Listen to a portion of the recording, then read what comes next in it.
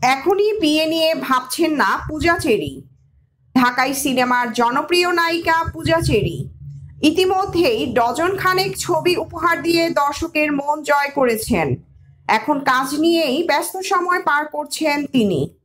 এরপরও তার ব্যক্তিগত জীবন নিয়ে গুঞ্জনের শেষ নেই। তবে সময়ের এই জনপ্রিয় চিত্রনায়িকা প্রেম ও বিয়ের প্রশ্নে জানালেন, এখনই বিয়ে নিয়ে ভাবছেন না তিনি। পূজা চেরি বলেছেন, বিয়ে করলেই তো সব শেষ, আগে নিজেকে সেটেল করি, তারপর বিয়ে নিয়ে ভাবা যাবে। আপাতত সিনেমা নিয়েই ব্যস্ত থাকতে চাই।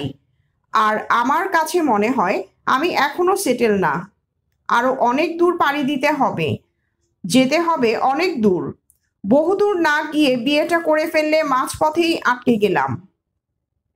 শনিবার রাতে মালয়েশিয়ায় গণমাধ্যম কর্মীদের সঙ্গে নিজের ক্যারিয়ার, ব্যক্তিগত জীবন নিয়ে আলাপকালে তিনি একথা বলেন। বাংলাদেশের একটি স্যাটেলাইট চ্যানেলের আয়োজনে মালয়েশিয়ার বসন্ত উৎসবে যোগদান করার জন্য বর্তমানে কুয়ালালামপুরে রয়েছেন পূজা চেরি। এদিন অভিনয়ের শুরুর গল্পটা সম্পর্কে জানতে চাইলে পূজা বলেন, ছোটবেলায় বিভিন্ন সিনেমায় বাচ্চাদের ডায়ালগ দেখে আয়নার সামনে গিয়ে বারবার বলতাম। তখন আমার বাবা মা বলতো ও কিছু একটা হবে। তখন আসলে কেউই জানতো না যে আমি চলচ্চিত্রে কাজ করব।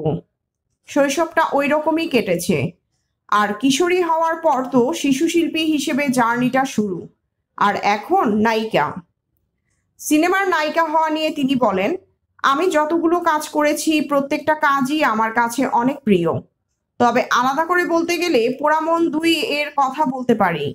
যখন ঘোষণা হয়েছে পোড়ামন 2 এ পূজা চেরি নায়িকা হবে, তখন সবার মনে একটা সংশয় তৈরি হয়, ও তো এখনো শিশু শিল্পী, ও কি নায়িকার অভিনয় করতে পারবে, কিংবা রোমান্টিক অভিনয় কি পারবে? তখন জাজ মাল্টিমিডিয়ার আব্দুল আজিজ বললেন, যেহেতু পোড়ামন 2 এর প্রোডাকশনে একটু দেরি হচ্ছে, ওকে দিয়ে আরেকটা সিনেমা করা যায়, সেটা হচ্ছে নূরজাহান। ভারতের রাজ চক্রবর্তীর নির্মাণে যৌথ প্রযোজনার সিনেমা ছিল এটি। এই সিনেমা দিয়েই আমার নায়িকা হিসেবে জার্নিটা শুরু। পূজা আরো বলেন, নূরজাহান সিনেমার প্রিমিয়ার শোয়ে গিয়ে একটা ভয়ে ছিলাম, আমাকে কি নায়িকা হিসেবে দর্শক সবাই গ্রহণ করবে।